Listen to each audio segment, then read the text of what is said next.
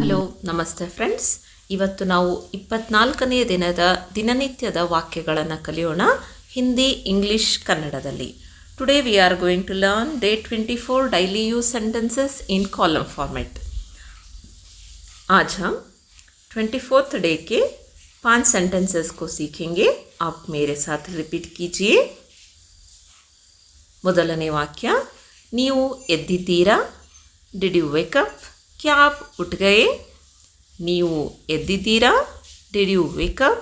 ಕ್ಯಾ ಆಪ್ ಉಠ್ ಗಯೆ? ನಾನು ಈಗ ಊಟ ಮಾಡುತ್ತಿದ್ದೇನೆ. I am eating now. ಮೈ ಅಭಿ ಖಾನಾ ಖಾ ರಹಾ ಹೂಂ. ನಾನು ಈಗ ಊಟ ಮಾಡುತ್ತಿದ್ದೇನೆ. I am eating now. ಮೈ ಅಭಿ ಖಾನಾ ಖಾ ರಹಾ ಹೂಂ. If you are a girl, you should say in Hindi, मैं अभी खाना खा रही हूँ. ಅವನು ಟಿವಿ ನೋಡುತ್ತಿದ್ದಾನೆ. he is watching TV.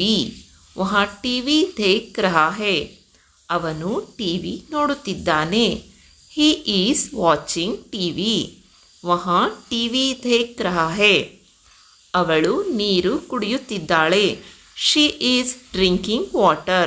वहाँ पानी पी रही है. ಅವಳು ನೀರು ಕುಡಿಯುತ್ತಿದ್ದಾಳೆ. she is drinking water. वहाँ पानी पी रही है.